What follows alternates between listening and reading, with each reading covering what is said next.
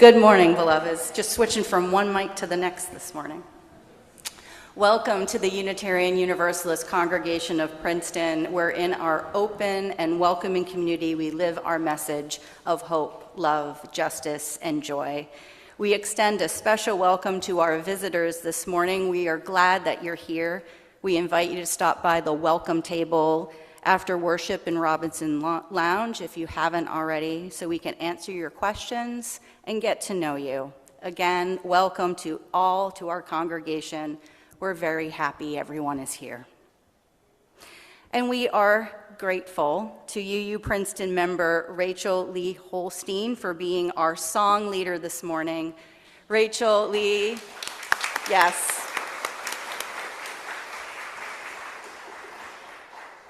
Rachel Lee has been teaching members, friends, and those in the wider community songs from the Singing Resistance songbook since April. If you are not familiar, these songs are the protest music of our time. Rachel Lee finds these songs healing and important. In the face of injustice, they put us in solidarity across the country and across the world. She's honored to share and teach them to us this morning, among others to come. And we have just one announcement this morning. It might be midsummer, but we in the Children and Youth Ministry are amid planning for the fall. Next Sunday after service, please stay for a brief info session to learn more about how you can support our youngest members and their families. There's more information on the back of your order of service.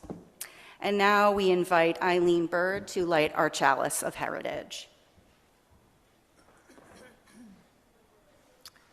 Good morning. This quote is from Bibi Bahrami, an Afghan woman with her own nonprofit that works to help Afghan women and children. I have always believed in the idea that we must welcome the stranger, the person in need, and that if we search for our common ground with all those we meet, we will discover our shared humanity and we will all be better for it. Please join with me in the unison affirmation printed in your order of service. To be a Unitarian Universalist means we'll never be done with the work of telling the truth about oppression, the work of resisting any laws, policies, or practices that deny anyone their humanity. The work of stubbornly seeking out the spark of the divine each other, no matter what. The work of creating heaven on earth. To be a Unitarian Universalist also means we're not alone in the work. We are not alone because of our promises to love one another. We are not alone because we are companions on the journey.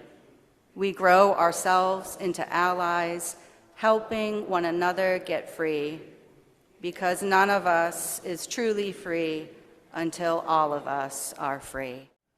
I am very pleased to share this reflection with Michelle Oxner, who has done so much to help foreign-born immigrants here in New Jersey. Of New Jersey's residents, at least 23% are foreign-born, virtually a quarter of our population. Many of those we interact with and many of our fellow congregants were born outside the United States, and even more have family members who were. I have been active in trying to help immigrants for the last 15 years or more. This is sacred work. We care for all our neighbors, for every single person around us. From the perspective of our faith, it matters not at all how they came here. We know they each deserve our support and our love. I've done at least 3 kinds of volunteer work on immigration. I've helped to teach our fellow congregants about immigrants and U.S. immigration policy using a strong curriculum by the UUA. And we have led Know Your Rights programs to share what we can do to be sure that the legal rights of immigrants are protected in the face of such strong campaigns against them by our current federal government. Second, I've contributed to coalitions that have pressed for public policy changes in New Jersey. Let me tell you, it takes years and years, but we have had quite a few successes, from providing for in-state tuition to greater language access in official documents, and to shutting down a good number of detention centers in our state. I have loved working with the great advocates and becoming a trusted partner with them. And last, I've had the opportunity to help individual immigrants. I've helped undocumented folks apply for asylum in our country, and in doing so, I've learned their stories, how they were harmed in their native country due to political activity, their sexuality, or for being victims of crime. One woman I met had no fewer than 8 members of her family, including her husband and brother, killed by gangs in her native country. She could survive only by coming to the United States. It is so gratifying to know and appreciate people like her. This past week, I had the privilege of being part of the action by faith leaders around the need to close Delaney Hall in Newark. This infamous jail has held a couple of thousand persons, including children, and the evidence is overwhelming of poor food, lack of health care, and mistreatment by the Geo Group Corporation that takes our tax money to imprison them.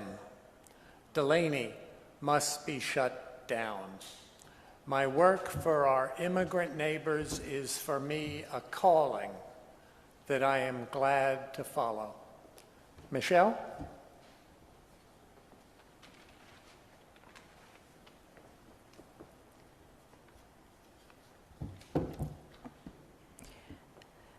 When Reverend Jennifer invited us to offer a reflection, she asked why we are drawn to immigration justice.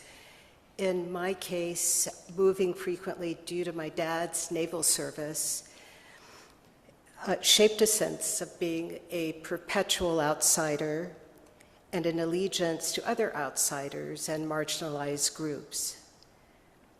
My high school years in Mississippi allowed me to observe how segregation and racism affected every aspect of life in my small coastal town, and the way hatred shapes the lives of both the oppressed and the oppressors. I entered adulthood wanting to connect with other outsiders, and life has been generous in this respect. I enjoy experiencing how over time our differences, while interesting, no longer define relationships and sometimes draw us closer. Much of my work at Rutgers focused on a partnership with New Labor, a New Jersey immigrant worker center. Over roughly 2 decades of working together, I came to love and deeply admire the commitment and courage of immigrant women and men fighting for safety and decent wages. More recently, I've had the opportunity to work with many of you in supporting refugee and immigrant families, including the Afghan family who lived here at UUCP. Many of you have also helped the Honduran mom and children whose husband and father was deported last October. And you have been so very generous with this family. Last Monday at Delaney Hall, we honored the lives of immigrants and allies killed or incarcerated by ICE, speaking and singing our demands for Delaney's closure. Standing there with Reverend Jennifer and members of our congregation and UU ministers and lay leaders from New Jersey and beyond, I felt surrounded by love and solidarity. Nonviolent organizing, protesting, and working within our political system to dismantle our country's detention and deportation machine is necessary and important, and as Ted said, sacred work. Continuing care and support for refugees and immigrants, of course, extends beyond Delaney Hall and other detention centers and is also necessary and sacred work. Thousands of immigrant families grieve the absence of fathers, mothers, brothers, sons, and daughters, and struggle to pay for rent, utilities, medical programs, and food without their breadwinners, all in the face of cuts to safety net programs. With the loss of work permits, many immigrants with temporary protected status are losing jobs and face deportation to countries where poverty, violence, and collapse of infrastructure have only deepened. Our immigration ministry can help connect you with groups engaged in both political action and care and support. There is much to be done. I appreciated the woo, wherever that came from. As Ted and Michelle mentioned earlier this week, a team of 8 of us from UU Princeton, Eileen, Ted, Michelle, Kevin Traynor, Reverend Carol Haig, Reverend Mary Tebow, and I answered a call to come to Newark. There, as faith leaders, we served as witnesses to the horrors of immigration detention and enforcement, amplifying calls for action. We have some photos. Monday morning, most of us gathered at First Presbyterian Church in Newark, a church founded before the city was. It was a stop on the Underground Railroad, of which Harriet Tubman frequented. So this is all of us together here. And there we sang. We sang a lot. The same or similar justice songs we have been singing together all morning. We prayed prayers led by our UUA president, the Reverend Dr. Sophia Betancourt, among other faith leaders, and heard from immigrant rights, civil rights leaders who urged us to educate and advocate. Organized by Faith in New Jersey, a multi-faith and multiracial network of faith leaders and faith communities, of which our own UU Faith Action New Jersey collaborates, we were urged to take the messages we heard and held home to our family, our friends, and the people we serve. So here we are doing that. Before the songs and the prayers and the speeches, Carol Haig, who arrived early, sat down with a petite Black woman from Atlanta, Georgia. They talked about their lives and families and discovered they had both gone into ministry at age 50. She, an Episcopalian, Carol, a Unitarian Universalist. She had grown up in South Africa. It was only later, when she was introduced as one of the major speakers, that Carol and all of us learned that she is, and the next photo shows her, the Reverend Nontombi Nayemo Tutu, daughter of Bishop Desmond Tutu, and world famous in her own right.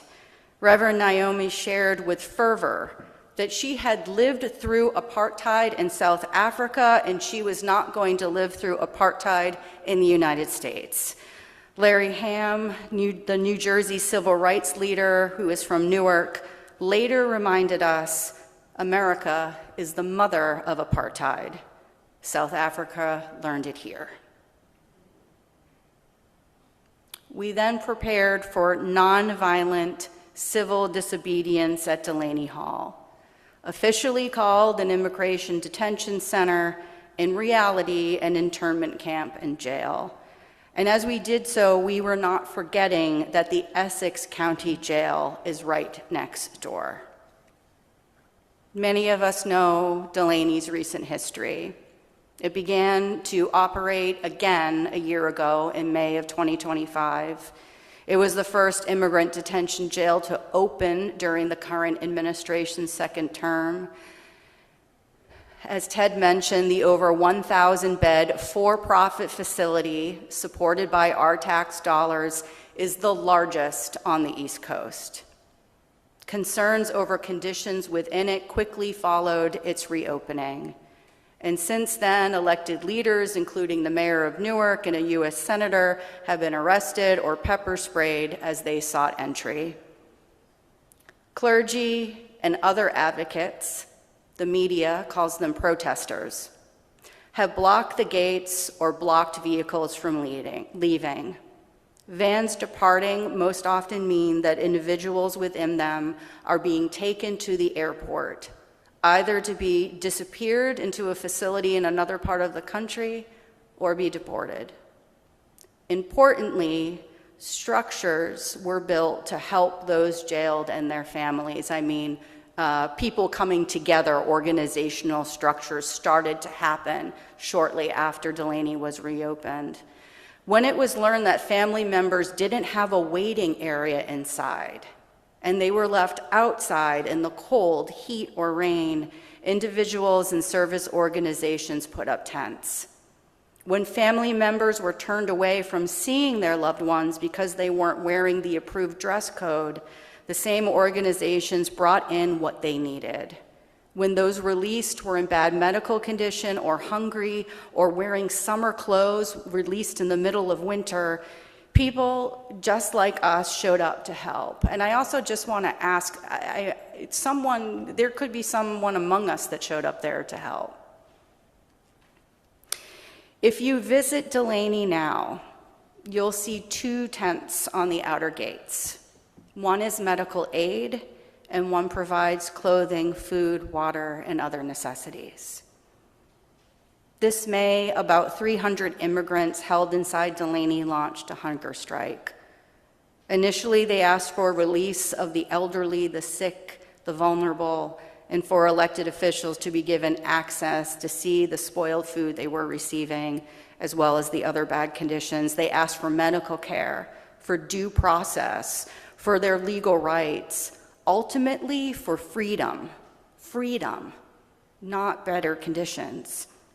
In solidarity with hunger strikers, faith leaders, including fellow Unitarian Universalists and other advocates showed up. Then ICE showed up. Then state and local police showed up. There was pepper spray and pepper balls and excessive force. There on the outside of the facility, they were experiencing what they understood was also happening in terms of a level of violence inside. The hunger strike ended about a month ago under duress after strikers were assaulted, moved to other facilities, or placed in solitary confinement. The worst for many was that the family visits had been shut down for weeks over that time. GEO Group has operated Delaney since 2011. Until 2017, a little less than half of its capacity was for immigrant detainees. It was then operated as a drug rehabilitation center and a halfway house until 2023, before reopening as a federal detention jail.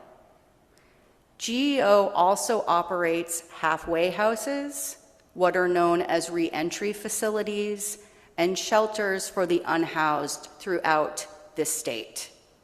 As the next photo shows, our message on Monday, written in bright red letters, evict GEO.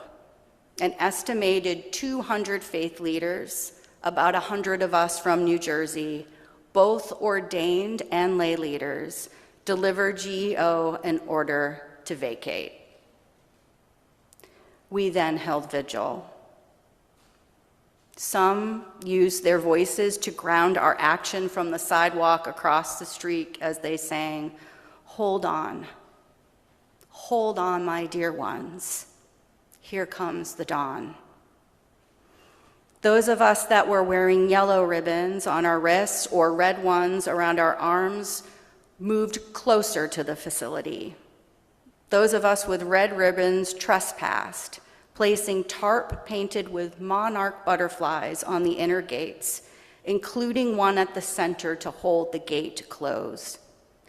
These gates, the ones that open and close these are the gates that open and close to let vehicles and guards in and out. My group, which was the third butterfly, was assigned the right-hand gate, the one that opens. The left is usually stationary. In this next photo, these are the 3 butterfly groups, just as we were starting to move towards the gates. And this is when my heart rate went up, despite it being my second time at Delaney approaching those gates. I wasn't worried about being arrested. I was worried about the use of force and tear gas. It had been pulled on smaller crowds of people that I know. As we faith leaders encourage one another, I prayed and discerned even until those last moments of walking. What I knew most clearly was that I wasn't alone. I trusted the people with me in our group, that we would protect one another the best we could. Some were UU colleagues I've known a long while, and some were leaders of other faiths I had only met a few hours before.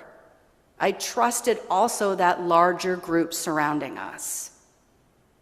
More importantly for me, and I believe all of us that were there, we knew there were people in that building in front of us who were or are being harmed.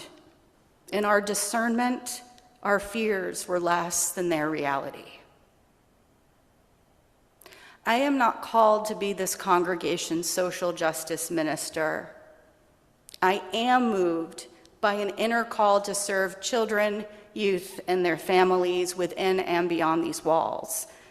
And together with our leaders who came to Delaney this time, and all of you, dear ones, and all others of faith and conscience, we are called to bring down walls everywhere that separate loved ones from each other. What is happening at Delaney and other similar places is immoral.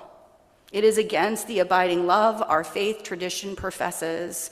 In the human rights violations, and the tearing of parents from children and children from parents, which makes every center family detention. We have robbed people and families of their God-given right to safety, security, and a belief in a world of goodness and good people. We've taken from children what should not be a privilege, but morally justified, and that is to have a childhood. This is spiritual injury. One organizer called it religious warfare, and it is happening in our name. No one from GEO or ICE came out from the gates towards us, and these next 2 photos show those butterflies being placed up. If you look at the lower right-hand corner of the second photo, that's me, the last one to figure out how to zip tie a tarp on the narrowest fence links I have ever encountered. Yet no one left me to do it on my own. Monarch butterflies have long been used as a symbol of immigration justice. My colleague, the Reverend Anya Samler-Michael, co-senior minister at our UU congregation in Montclair, said it better than I can. The butterflies were placed on the fence at Delaney Hall as symbols of transformation, migration, and release. The action engaged by faith leaders asked the walls of Delaney Hall to themselves be transformed, for migration to be understood as human, and for those in prison to be released. This next photo shows that the guards took those tarps down only moments after they were put up. But this image and the demand and wish remains. Now, as some of us were putting butterflies up, those in what was known as the yellow group began what is called the ribbon ritual. It is a ritual that started in smaller scales in the weeks before, leading up to knowing that there would be a couple hundred of us there on this particular day. The ribbons are in colors of the monarch. Orange ribbons for those adults held inside Delaney. Yellow ribbons for the children. We've known at least 2 to have been held there. And black ribbons for those who have died in ICE custody or by their violence as agents of the state. The next photo shows how names and initials were read aloud before the ribbons were tied to the outer chain link fence. And this next photo is our Reverend Carol tying one of the ribbons. Eileen and Michelle and Kevin and Mary did as well. And the next 2 photos show more ribbons on the fence, and one ribbon that says simply, beloved, as each person is beloved. The next day, on Tuesday morning, Ted and I met at St. Stephen's Church in the Ironbound section of Newark, a Lutheran congregation that worships in Portuguese, Spanish, and English. It also rests in a neighborhood most impacted by ICE raids. There are numerous organizations, we learned, and service groups that support those neighbors based within those church walls who literally had moved a lot of their operations inside the congregation because that was safer for the people in the neighborhood than, say, distributing things outdoors. We started at St. Stephen's again singing, and we marched 2 miles while singing through the streets in an effort to make what has been invisible visible. And you can see some of that marching in the next 2 photos. We made our way first to where one of the largest ICE raids has happened in the country, which happened 3 days after the current administration's inauguration. In this area, 17 beloveds were taken that day. In their memory, we spray painted monarch butterflies and laid flowers on the sidewalk from where they were taken. In this next photo, you can see Ted, I got you, Ted, spray painting a butterfly. And in the one after, you see multiple butterflies. That was the area where we were remembering the 17. And with them, Charlene Walker, who is the executive director of Faith in New Jersey, who also happens to be a Unitarian Universalist. She worships with our congregation called Beacon in Summit. When we arrived at our second location, we went to remember 2 more abductees. And while we were there, we learned from the person who owned the business on that block that 2 more people had just been taken by ICE, a few feet down from us shortly before we arrived. Instead of 2 butterflies on that length of sidewalk, we left 4 behind. The pastor at St. Stephen's, Moacir Wyrick's ministry, started in Brazil. He shared how in the fields there are what he called hoods, which I imagine might look like small tents, where people who work in the fields come to rest, to eat, to drink. The church, he reminded me, is the shelter where we rest and nourish. We come together week after week amid a desperate, hurting world that is overwhelming our nervous systems. And we come and we rest and we sing and we laugh, and we should laugh because joy is a fuel for our living, and joy is an act of resistance. And we connect. We connect with people who care deeply, who are both healing and are healers, as each of us are, who are compelled to action and believe deeply in our liberatory message that none of us are free until all of us are free. What I bring back more than any one thing from this past week is connection and what that generated.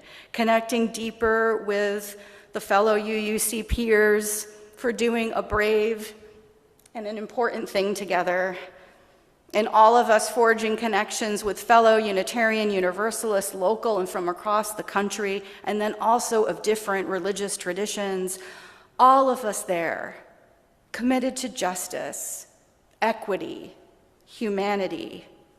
And then as that greater whole, we were then connected.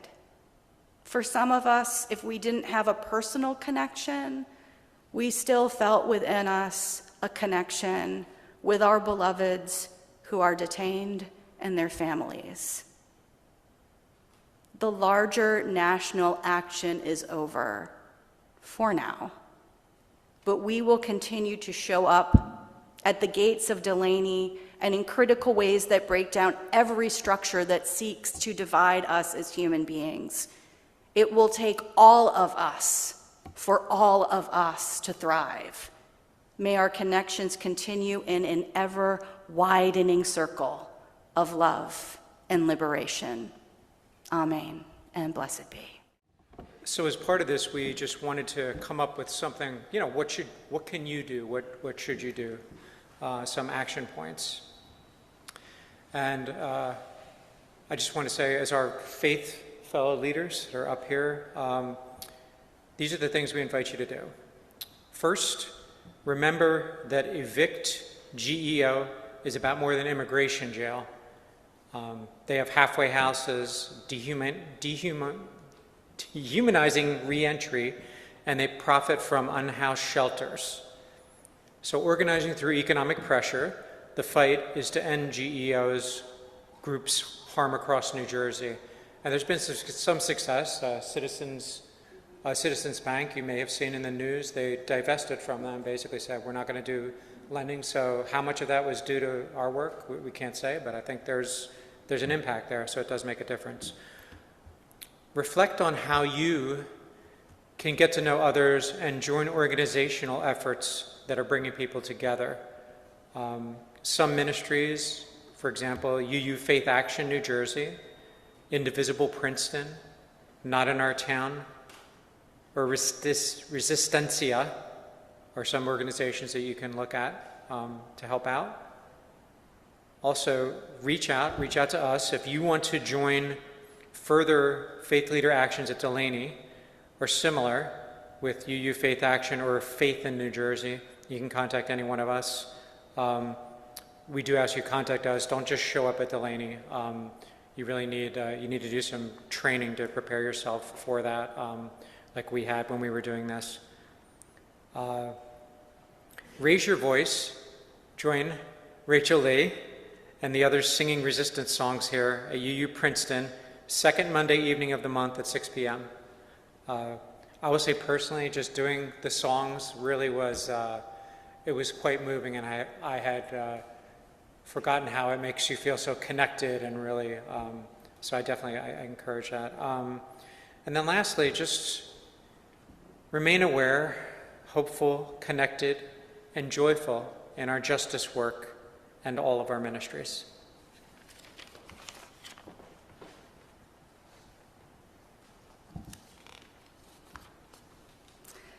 So this morning we're going to join in what's known as an echo action, which the organizers of the Monday Action at Delaney has asked to be held all across the country in solidarity. We are also going to do the ribbon ritual. We have black ribbons, this one with the name of John Wilson Brutus, who died on December 12th, 2025 at Delaney. We have additional ribbons with the names of Juan Sebastian Guerrero and Lorenzo Salgado Arunyo, who were killed by federal agents just in these last weeks, among others who have died in detention or by ICE enforcement these last few months. There are orange ribbons to remember adult detainees, and yellow for the children. We don't have names of these individuals. We acknowledge them on the ribbons as beloved. We won't be able to tie ribbons for the thousands that have been jailed, but we will remember that each ribbon represents beloveds that are known and unknown. So in just a moment, we will invite you to probably take one. I think we might have one or so, or if there's a couple of you together, take one for the two of you. Ribbons, they're at the very, very back at a table at the back of Channing Hall.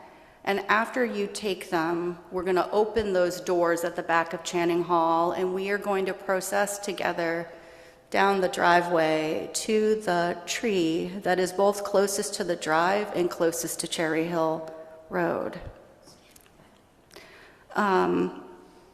We'll tie these ribbons on the branches, but let's wait until all of us are out there because we do want to read the names of the deceased before we tie those ribbons.